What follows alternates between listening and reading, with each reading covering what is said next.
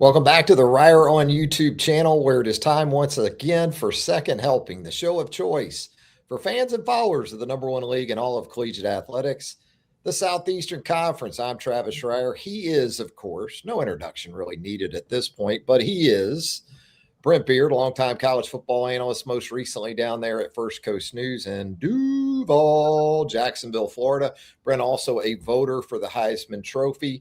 Brent, we are hot and heavy just about to the midway point of the SEC basketball season. And it feels like every week we've identified a team that you think, well, that's the team.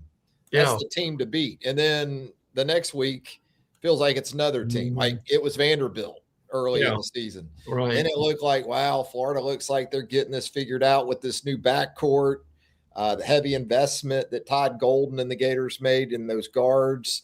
And then we see Florida lose at home to Auburn last Saturday. Now it looks like maybe Texas A&M, Bucky McMillan in his first year as the head coach down there in College Station. But I know the Aggies got a couple of big road games coming up. I think they go to Georgia on Saturday. Then they turn around, go to Tuscaloosa next Tuesday. So it really is week to week at this point in the SEC. Yeah, there's no doubt about it. Look, let's see a show of hands of all the people who thought A&M would be leading the league right now. I think they thought Bucky McMillan would do a good job of Bucky ball coming from the state of Alabama when he was there. And Samford would really be would take some time to get it going. But I mean, my Stars tribe, they're 16-4, 6-1, 12-1 at home. And to me, in the league, the top five is very interesting. A&M, Arkansas with Cal, Florida, who we thought would be there, Vanderbilt, and now with that, with Auburn's big win this week, they are number 5, and the Kentucky Wildcats are number 6. Travis, when did we ever think that the Kentucky Wildcats would be basically? I'm not going to say in the bottom half of the league, but certainly in the 6th position is very interesting. Yeah, middle tier of the league. And boy, I'll say this about Kentucky this season so far anyway. When the Cats get beat, they get blown out. Yeah. Like we saw with Vanderbilt in Nashville a couple of days ago. And it's a similar fan base in some ways to Alabama football. And they don't like that. No. They don't like losing to begin with, but then to get essentially pantsed.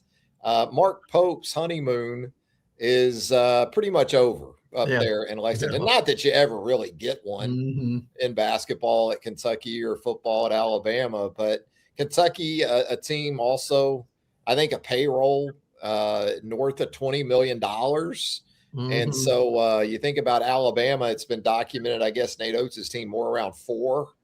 And not that Alabama is, knocking on the door, it looks like, of a national championship maybe this season, but the Crimson Tide's still right there in it too. Give Stephen Pearl credit. I mean, that was a good spot in a lot of ways because he was there to take over for his dad at Auburn. But it hasn't always been smooth sailing this season. But Auburn looking like a better basketball team. Big win over Texas here, even at home, but they had to come back to do that. And Texas is a good basketball team. I mean, again, we're talking about 7, 8, 9 teams right now that I still wouldn't write off. No, absolutely not. I mean, you mentioned, and frankly, in that Texas-Auburn game, Trav, Texas got out to a lead, and in the beginning thought they might run away with the game, but big lead. But give Auburn a lot of credit for what they did. And look, even though Tennessee is basically the middle of the pack right now, I mean, they've won a couple in a row. They're playing better basketball. They've kind of found themselves. They certainly found themselves in Tuscaloosa, didn't they, Trav? With a 6-point lead there over Alabama. So we can't count the balls out yet either. Big games coming up this weekend too, as we alluded to. Talking about Texas A&M going to Athens on Saturday for a 1 Eastern tip on the SEC network. Elsewhere, you've got Kentucky, Cal welcoming the Big Blue to Fayetteville Saturday evening, 6:30 tip-off, ESPN. Vanderbilt, Ole Miss. Ole Miss is another one of those teams. I mean, you're not going to count out Chris Beard. No. 5-3 in the league. Vanderbilt getting a much-needed maybe get-right performance against Kentucky here recently. The Commodores are going to travel to Oxford for one of those dreaded – you hate those late-night Saturday night games on the road.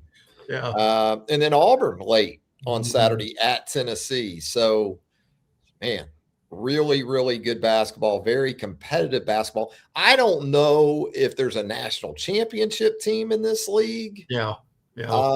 But I still think there's time. I still think Florida can be one of those kind of teams, especially with the front court that they have. Yeah. And Boogie Flan and the guard play there is consistent enough, gets hot at the right time. Gators can still be a handful come March. So it's going to be a lot of fun where SEC hoops is concerned. And there's always football to talk about, right, Brent? Last time we were on, we were coming up on that deadline for 12-team playoff, or are we going to stay with 12, or are we going to expand to maybe 16? Looks like we got our answer to that, right? Yeah, we sure did. We're staying at 12, which is frankly ridiculous in a lot of ways. It would have been very easy to just slip on into 16, but the Big Ten wanted 24. Now, look, when you get the point of 24, I would years ago I would have said, man, you can't have too many in there, but 24 gets a little unwieldy, frankly, and a little more clunker like, frankly, because Trav, if you're going to a 24-team playoff, I think the danger you've got there is you've obviously would have a lot of 9 and 3s. What would it be possible to even have an 8 and 4 one day with something like that? So, look, to me, they should have went to just easily transition into 16 and let it go there and see where it goes. Yeah, I heard one of the hangups on going to 24 too was that Notre Dame wanted 2 teams in. Yeah, not just one. Notre Dame would actually get 2 teams. They would split it up somehow, so Notre Dame would be in the. I'm just kidding, obviously, but hey, why not? I mean, it seems like Notre Dame pretty much just gets what it wants when it comes to this situation. They're going to have one in a 12-team field next year, assuming that the Irish are in that mix, which you would certainly anticipate being the case. But yeah, I mean, I'm torn on that. I feel like 12 has been enough. I don't know. I thought in a lot of years 2 was even enough myself. I enjoy the playoff. Selfishly, yes. I do enjoy it. I don't deny that. I've been a longtime proponent of maintaining the integrity of the regular season. Yeah, I agree. And I worried about that with 12. But then when we got into it, like this last season, you basically had an expanded playoff. You had a 2014 playoff because it felt like in November you were already in some playoff games. Look at Oklahoma's path to the college football playoff. Oklahoma in mid-November was in a playoff. I mean, they were having to win at Tennessee. They were having to win in Tuscaloosa. They had to win some tough games at home with Missouri and also LSU to finish the regular season to make the 12 teams. So I feel okay about that. 24, I don't know. That's a lot, and that's a pretty big jump to go from 12. Brent, it's also Senior Bowl week, and we know we also get some news and notes sometimes from down in Mobile. Boy, that's a networking opportunity if you've ever seen it. Really is, from a isn't coaching perspective or just a support staff perspective too. We heard from Kalen DeBoer. I thought some interesting comments because the Crimson Tide has undergone some staff changes and a lot of roster changeover.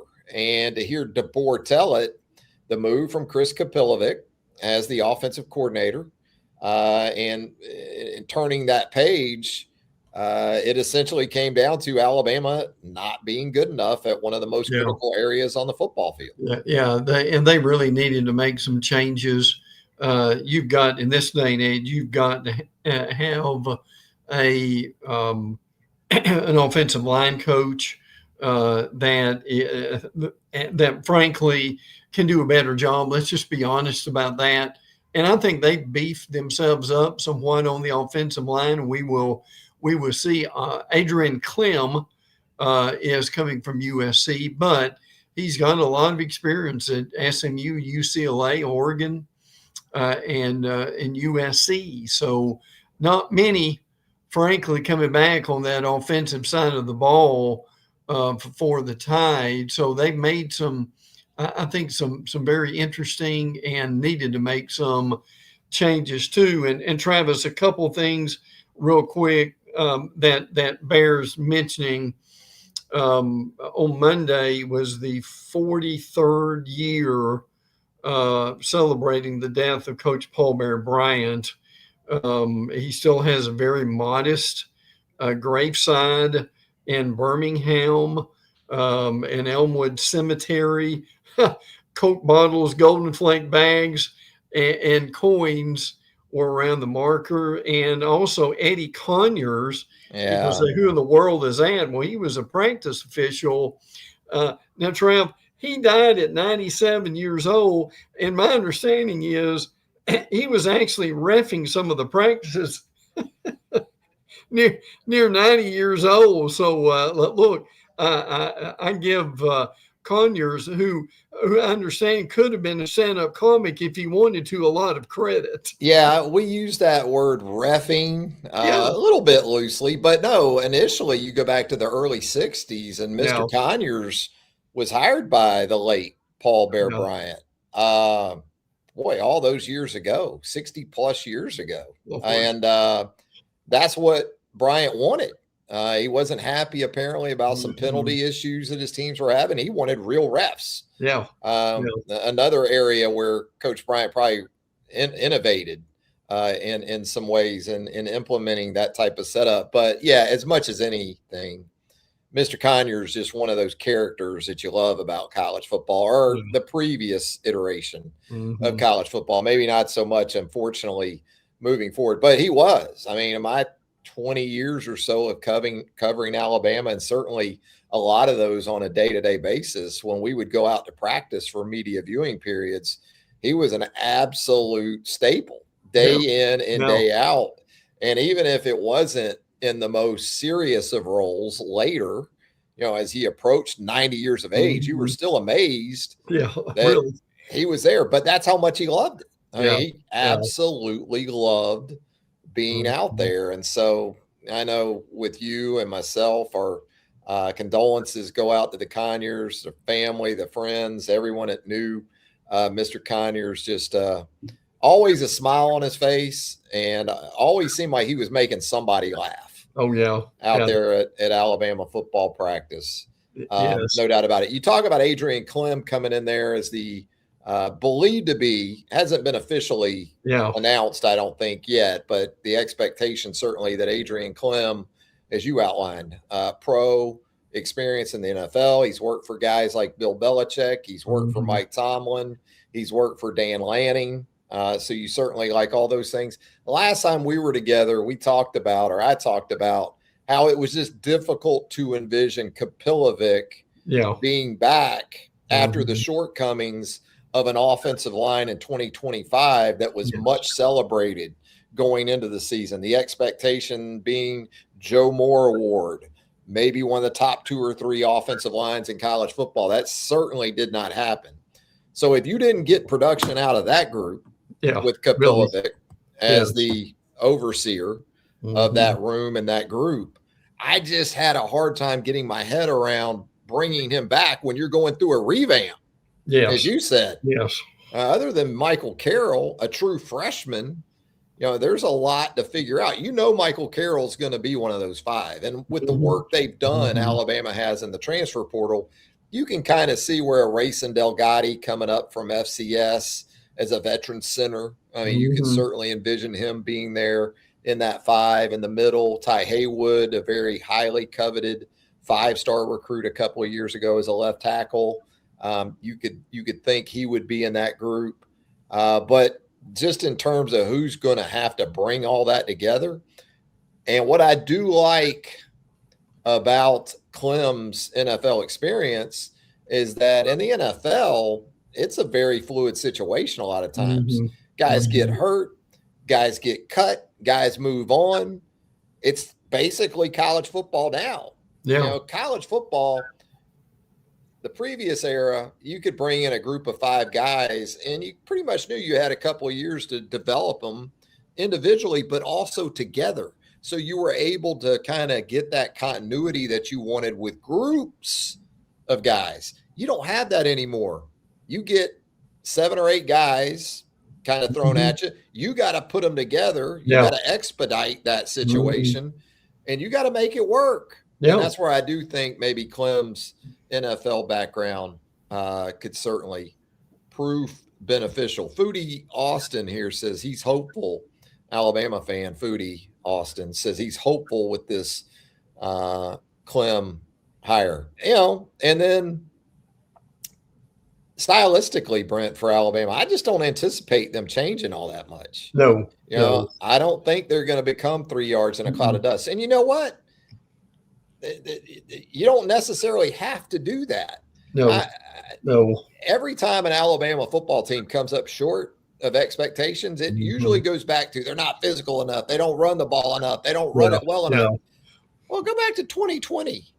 Alabama won a national championship with a wide receiver that won the Heisman Trophy in Devontae Smith. Not a running back, not a quarterback, a wide receiver. Now, what Alabama 2020 did have was Najee Harris in the background. So when you do look at running back and you look at offensive line and trying to play that sort of football, you can't be as underwhelming as Alabama was in 2025. Weren't good enough up front, weren't good enough at running back. No. And to your point, Trav, they averaged 104 yards a game rushing. I mean, that's just not going to cut it. That's 125th nationally. Obviously, the reality is with Ryan Grubb as offensive coordinator, they're certainly going to major on the passing attack, but at the same time, and Georgia is a good example of this as anybody. That's one thing that the Dogs really could do, that when they needed to kind of stall the game a little bit and get things going quickly, they could run the ball and they'd average 175 yards a game. So, Trav, it won't be 125, but even 150 or the aforementioned 175, that would make a tremendous difference for Alabama next year. Yeah, I mean, I talk about that 2020 team, and they were explosive, and they had Mac Jones throwing for a ton of yards. They won some shootouts too. Yeah, I mean, they beat Florida in the SEC championship game in a game like that. They had an early season game, a scare at Ole Miss when Lane was just getting it going down there in Oxford, where they had to really score a lot of points. But even that offense with Najee Harris and Brian Robinson, they ran for about 180 a game. Yeah, sure did. And they averaged 5 yards per carry, and they had 32 rushing touchdowns. Yeah. So, and this isn't to say the expectation should be that for Alabama in 2026, but it's got to be a whole hell of a lot closer to no doubt, than what it was in 2025. And I think it's a big year for Rob Gillespie, the running backs coach, because AK Deer, second year, he's got some of those dynamics, some of that speed and explosiveness, some of that ability to be north of 5 yards per carry. They bring in an EJ Crowell from the high school ranks. There's going to be big expectations of him. I'm not saying you throw out the Daniel Hills and the Kevin Rileys and those guys, but these guys have to give you something that we've already seen Riley and Hill don't give you. And that's understanding. Hill can improve, Riley can improve. But the overall development of that position, especially with Hollywood Smothers bailing on them and going to Texas in the portal, it's big for Rob G. It was big for Chris Kapilovic this year. I think it's big for Rob G. Now, I'll say this about Gillespie. We've seen him even at other places do a good job. So I think he can do it. but they've got to make some serious strides positionally in that offense. Hey, Brent, something else I saw before we went on the air. I'm sure you probably saw it earlier too. Lou Holtz apparently has entered hospice care. The former Arkansas, South Carolina, of course, Notre Dame head coach. Hate to see that. We talk about Eddie Conyers and characters of the game, boy. Lou Holtz is right there in the top. You go back to College Game Day, all these things. More so as ESPN work with Mark May. I think it was College Football Final, wasn't it? It was where you would see them. They were great. Oh yeah, they really were. And I think as far as now this is way before Notre Dame, but Trev, you remember when he was at Arkansas, and one of the greatest upsets I ever remember in a bowl game. Now help me on this, but I think this is right. Is they played, was it Oklahoma, and they had suspended. I don't know if it was double-digit guys or whatever it was. It was the Orange Bowl. I remember. Oh yeah, and Arkansas just absolutely ran all over them all night long. I'm not sure that he got the credit he deserved for coaching a game like that, Trav. But I thought that was one of the greatest performances I remembered in a long time. One of the first bowl games I ever saw was a Gator Bowl. 100 years ago. Yeah. And Holtz was at Arkansas, and it was Arkansas, North Carolina. And it was one of those late December nights, and the fog took over. Yeah. Fog off the St. Johns River. Yes. You literally couldn't see the field. I was in the stadium. Yeah. Could not see the field. And I remember Arkansas getting the job done. He did a pretty good job at South Carolina too. He did. He really did. It's amazing to think about it now that in the last 30 years, I guess 30 years, 25 for sure, you've had Lou Holtz and Steve Spurrier as head coaches at South Carolina. That's right. When you think about it from that standpoint.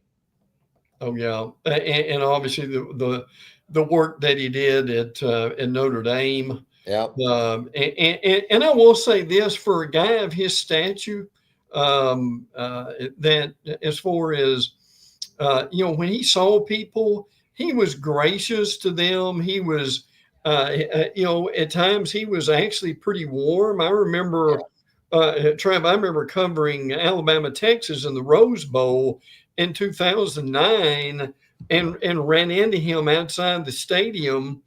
And I mean, we didn't talk for an hour or anything, but he stopped and we talked for a few minutes, and I really appreciated that about him. But look, as far as from a coach to a commentator, and obviously he loved Notre Dame, but hopefully he, and certainly working with hospice as I do, hopefully he will be comfortable very quickly. Yeah. But I tell you what, when he goes on to his heavenly reward, he will be remembered as as a tremendous head coach. Yeah, if you didn't know that about Brent, absolutely incredible service provided by hospice, and Brent has been there for our family through it all over the last 30 years or so. I tell people, Ryers don't get married or buried without Brent Beard.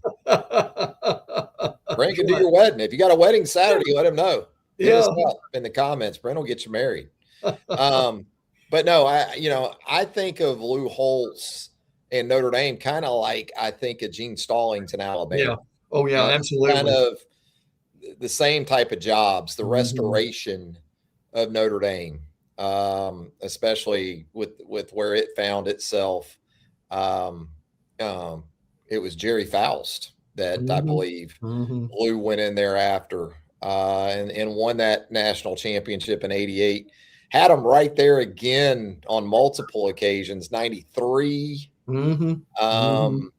I was in South Bend. I was at that Florida State Notre Dame game. Charlie Ward, Florida State 1-2 game of the century.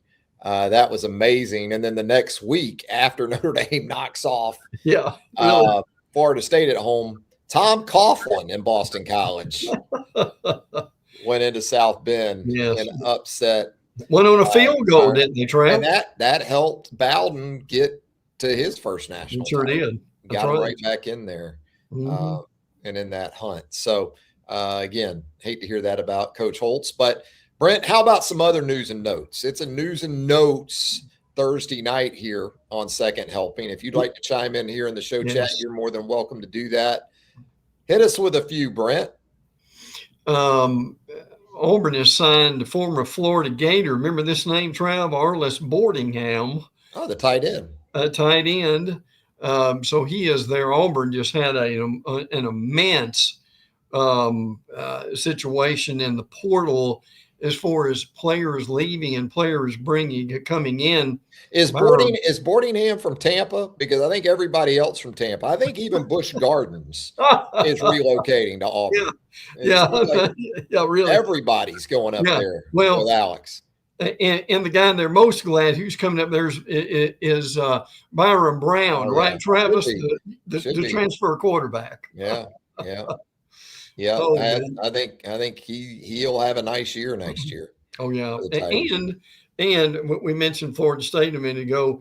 Does it surprise you at all? Florida State's been moved now one day up to Friday, November the 27th. How about that? That's kind of a slap in the face for that rivalry to me. Yeah.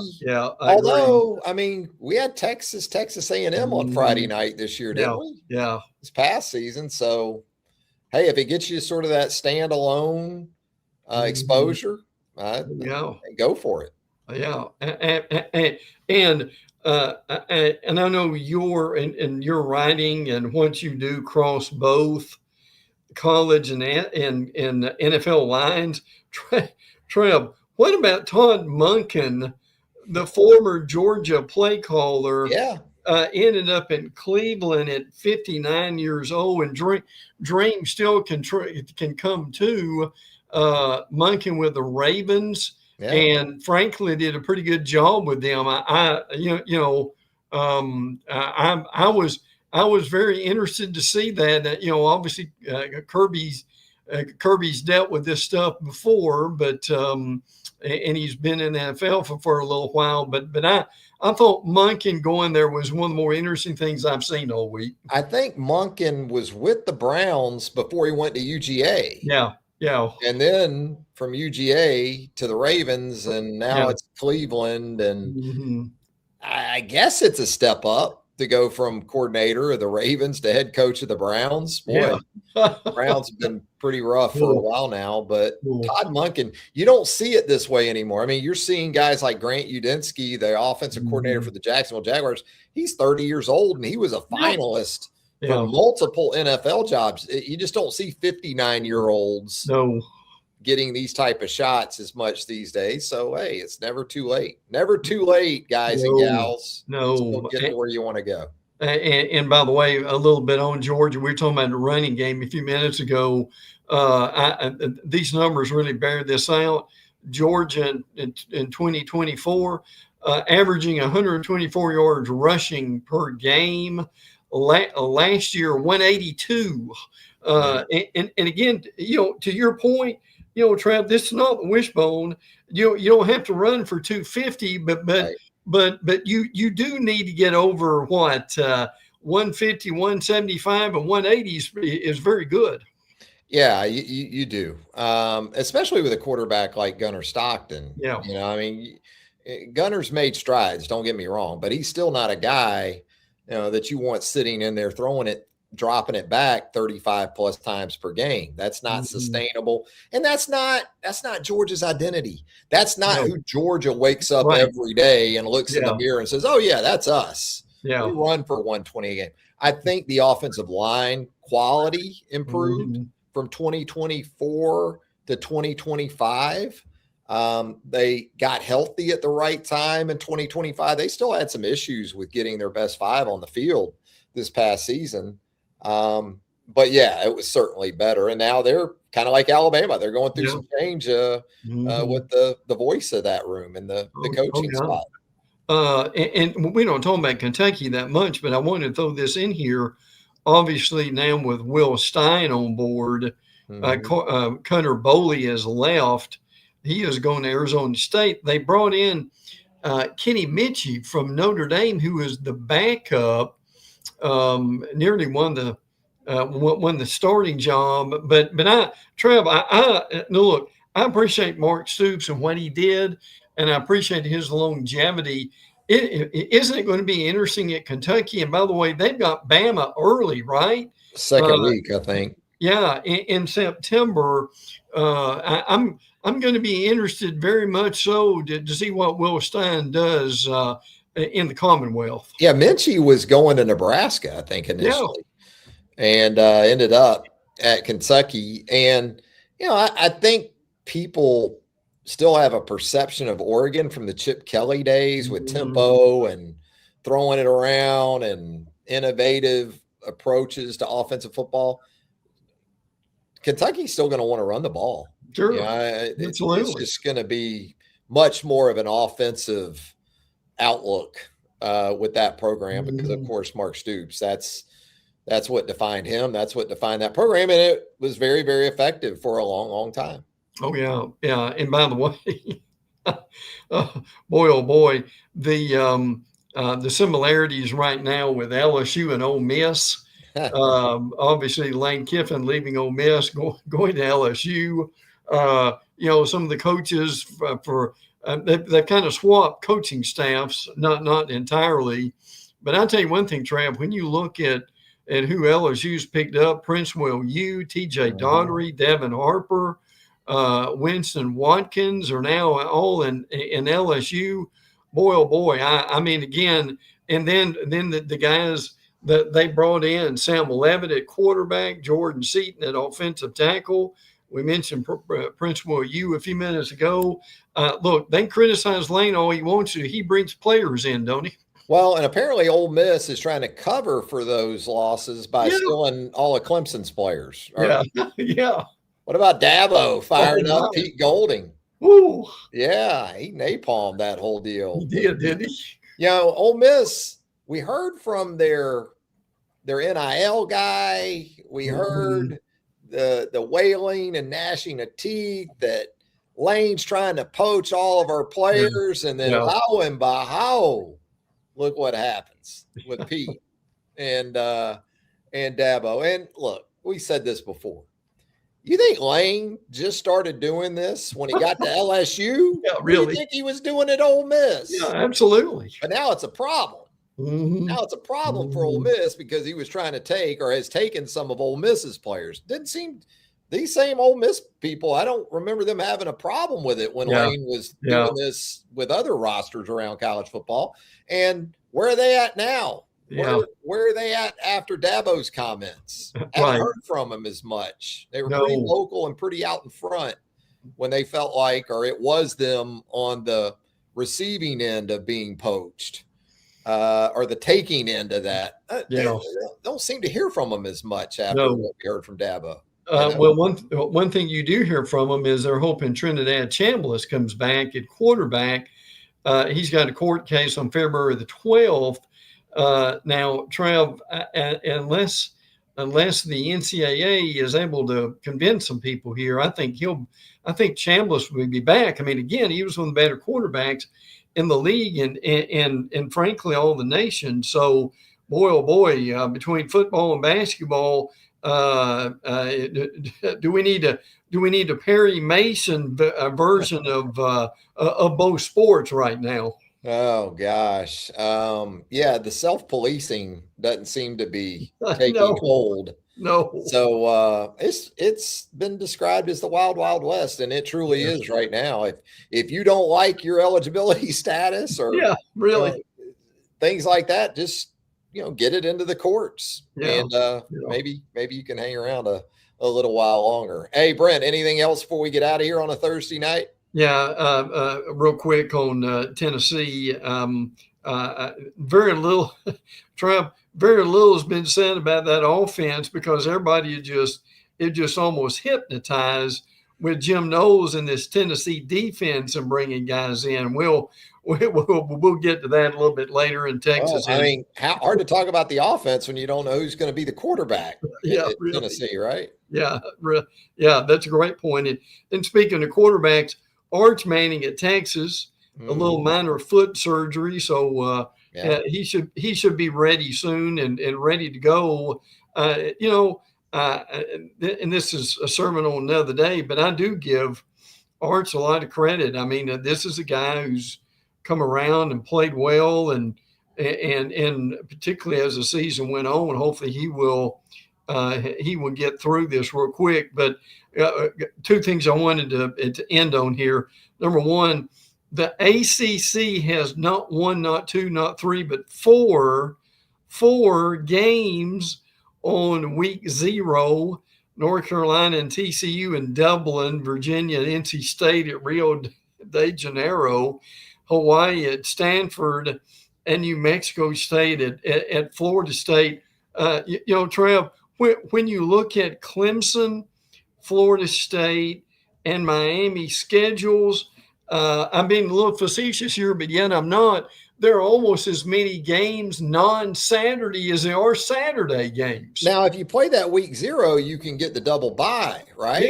Yeah, right. There's your benefit right there. Because absolutely it is. This is not a year in which how the calendar lays out where you get that double bye. No, like we got this most recent season. So if you play 0 week, you go ahead and you get an extra bye. Oh yeah. And Trev, I'll end on this one. How in the, we don't talk about it very much, and I understand that, but how in the world, Trev, is Rutgers athletics?